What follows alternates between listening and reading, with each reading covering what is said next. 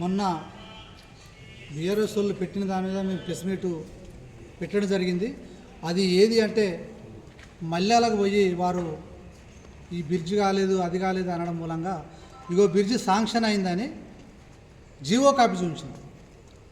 దాని మీదనే మేమేం మాట్లాడినాం, మొన్న మీరు చేసినటువంటి పనులు 10 సంవత్సరాల కాలంలో 10 సంవత్సరాలు విడిచిపెట్టు, మీరున్న 5 సంవత్సరాలే, నువ్వు జడ్పీటీసీ ఉన్న 5 సంవత్సరాల కాలంలో ఏం పని చేసినావో తెమ్మన్నాం ఒకటి. ఇంకోటి, మేము చేసిన సంవత్సరం 18 నెలల కాలంలో మేము 100 కోట్ల పని చేసినాం.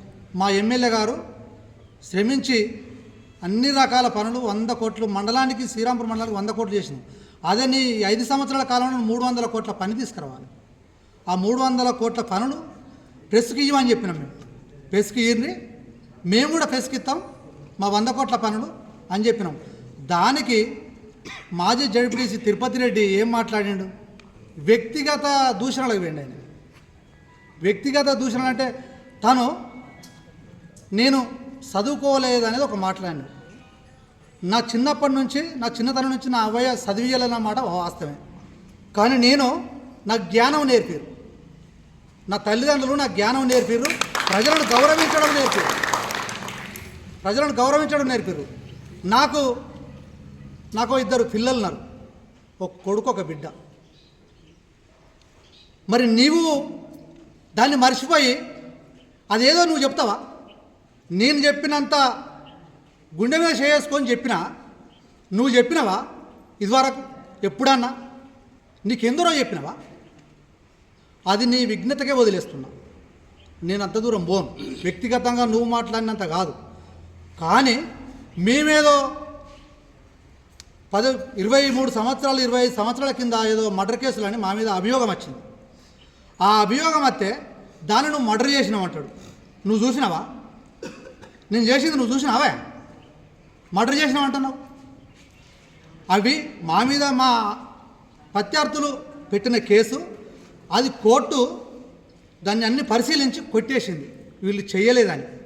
దాన్ని నువ్వు చేసినట్టు ఎట్లంట? ఎప్పుడు కూడా వ్యక్తిగత దూషణలకు పోతే నీ బొచ్చెడు ఉన్నాయి.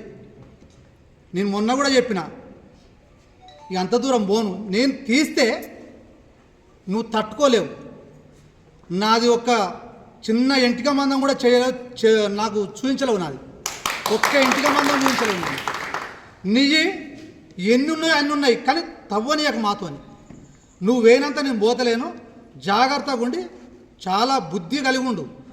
కానీ నిన్న వచ్చినటువంటి టీఆర్ఎస్ నాయకులు కూడా చాలామంది మాకు కూడా దగ్గర వాళ్ళు ఉన్నారు. అలా అందరూ మంచి వాళ్ళే, వాళ్ళు ఎవరేం మాట్లాడలే. నువ్వు ఒక్కనివే పెద్ద ఏదో ఇట్లా అట్లా అని పెద్ద ఇటు అటు దింపుకుంటూ మాట్లాడినావు.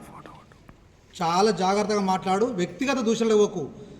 మా ప్రభుత్వం ఏం చేసిందో చెప్పు, మీరు ఏం చేసిరో చెప్తాం. మేము చెప్పినాం కూడా నీకు. మీ ఆయంలో అడ్లు కటింగ్ ఎంత అయినాయో చెప్పినాం, మా ఆయంలో ఐతులం అని చెప్పినాం. అది జాలదా?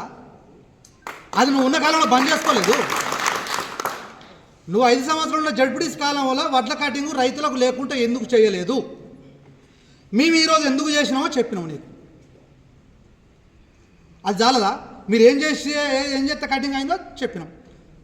అర్థమైందా? ఇంకోటి, మీరు ఉష్కే ఎట్లా తీసారు? మీకు వచ్చినాయి కాబట్టి మీరు ఆగిండు. మాకు ఏ అచ్చుడద్దు, ఏదద్దు. ఎమ్మెల్యే గారి దగ్గరికి వచ్చాడు, కోర్టు పట్టుకొని వచ్చారు ఉష్కే టెండర్ స్టార్ట్ చేయమని. అంటే మేము స్టార్ట్ చేసినావా? ఆ పైసలు వద్దు, ఆ ఛాయ్ వద్దని మా ఎమ్మెల్యే గారు గుండె మీద చేసుకొని చెప్తున్నా. మా ఎమ్మెల్యే గారు తెల్ల బట్టాసి ఉంటాడు. కానీ అనే అంత ధైర్యం నీకు ఎక్కడిది అని అడుగుతున్నా. ఫస్ట్ ఎమ్మెల్యే గారి జోలి ఇంకొకసారి తీస్తే ఏ రకంగాని చాలా జాగ్రత్త, మంచిగా ఉండదు. నేను ఈ క్రమం లోపల వీటికి వచ్చినటువంటి మా కాంగ్రెస్ కుటుంబ సభ్యులందరికీ, పత్రికా మిత్రులందరికీ ధన్యవాదాలు తెలుపుతాను.